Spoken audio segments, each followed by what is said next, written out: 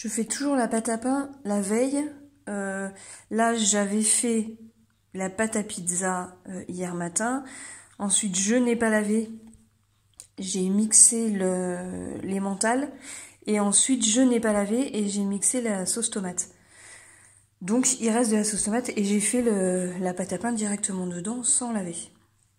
Donc là, ma recette de base, c'est 500 de farine, 300 d'eau, une cuillère à café de sel et soit de la levure, soit le morceau de pâte de la veille. Là, c'est le morceau de pâte à pizza d'hier.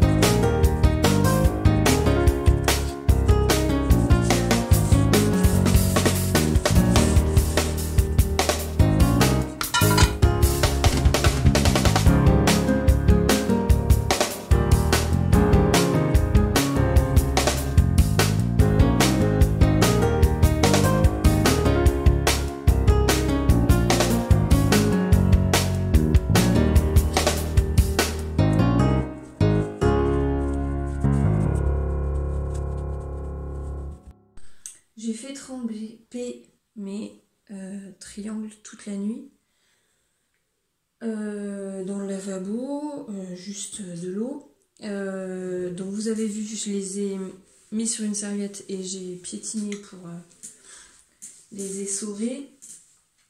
Et là je les mets dans une serviette pour repasser. Je sais pas ce que c'est comme... c'est du fil de récup, donc je sais pas ce que c'est, donc je vais pas poser le fer dessus. Je repasse déjà pour les sécher un peu plus et pour les aplatir.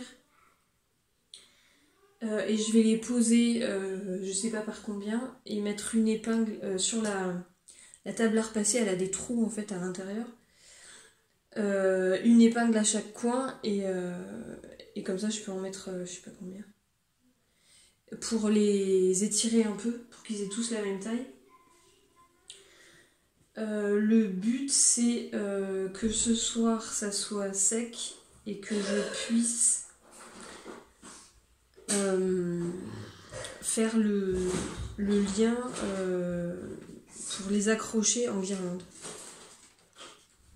Donc là je les mets sur la serviette, je replie en faisant attention qu'il n'y en ait pas qui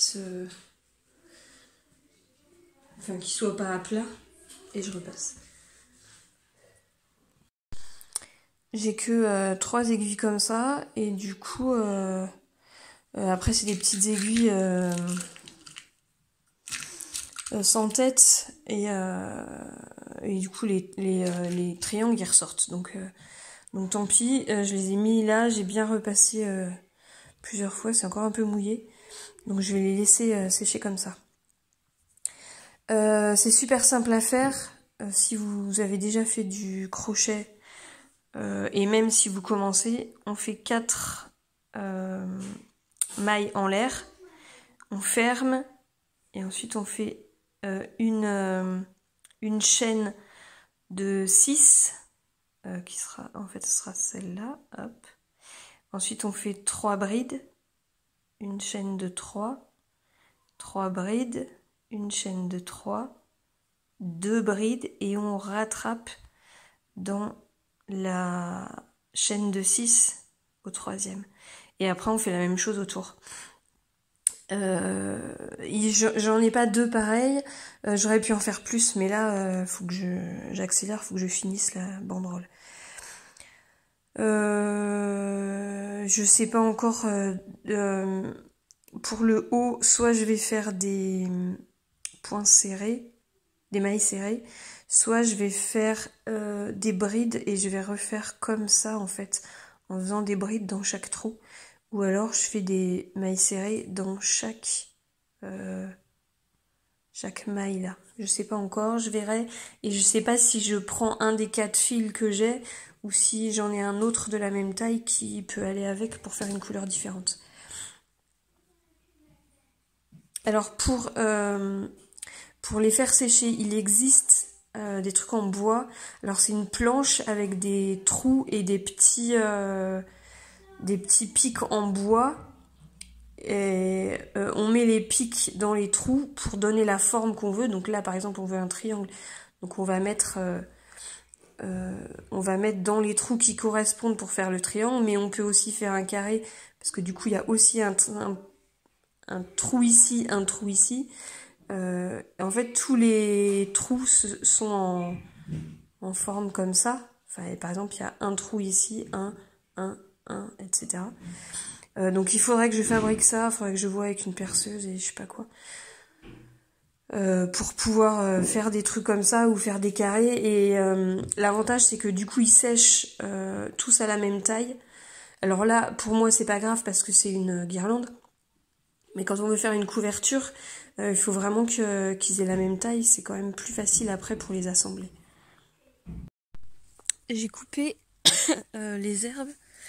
Ces graminées là que j'arrive pas à couper avec la tondeuse. Alors j'ai une tondeuse, là c'est une tondeuse manuelle et ça coupe pas ça. Donc j'ai fait au ciseau, mais il en reste évidemment.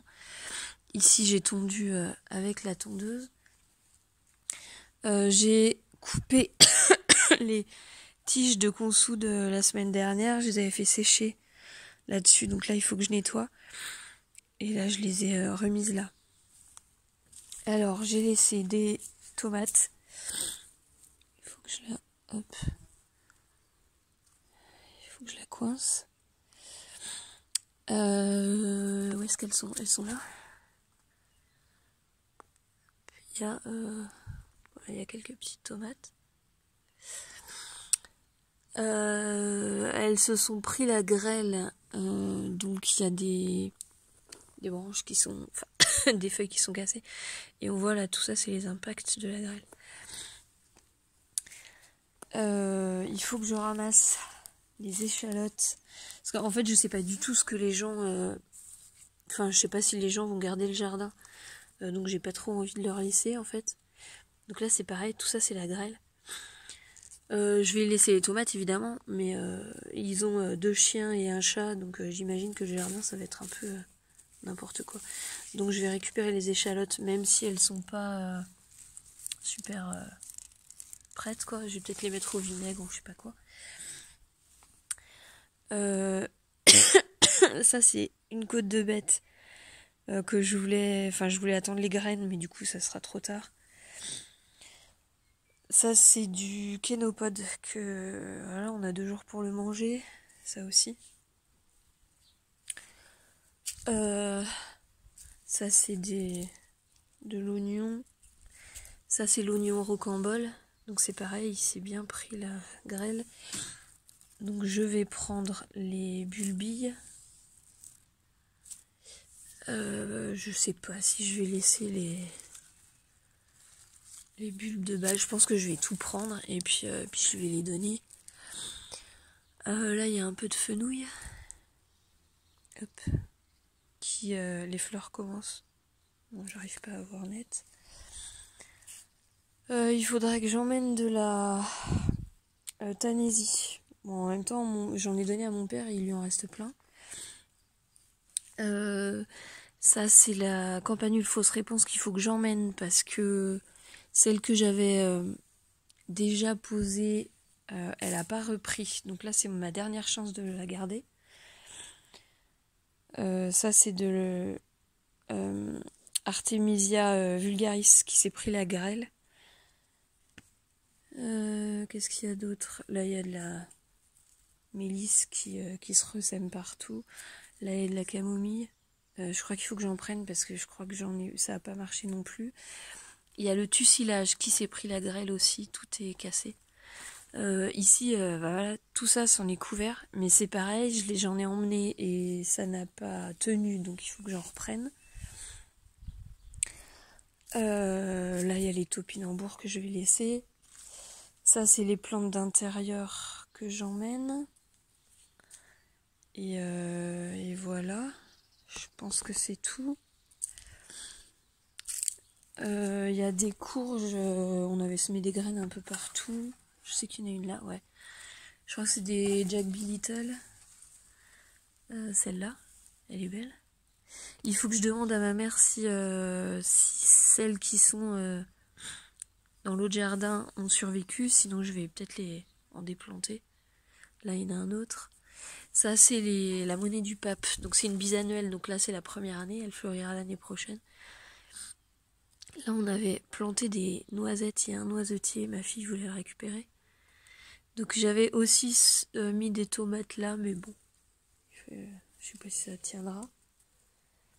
Et puis là, il y a les hémérocales.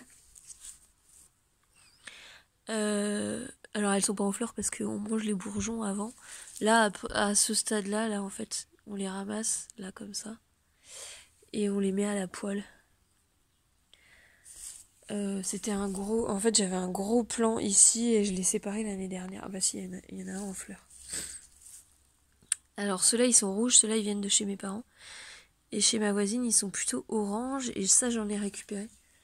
Bon, du coup, j'ai pas de rouge, mais c'est pas grave. Je pourrais récupérer chez mes parents après. Voilà. Donc, il me reste à... Je vais repasser un coup de tondeuse là. Et puis ce soir, quand il fera moins chaud, je recouperai encore les graminées. Et du coup, enfin, tout ce que je veux déplanter, je le ferai mercredi matin au moment de partir. Il y a juste les échalotes, je pense que je vais les ramasser maintenant. Enfin, aujourd'hui, parce qu'il y a de l'orage prévu en fin d'après-midi. Et j'ai pas envie que ce soit trop mouillé. Là, ça fait plusieurs jours qu'il a pas plu, donc ça sera un peu plus sec que si je fais au dernier moment après la pluie. Ce qui doit pleuvoir ce soir, demain et après-demain.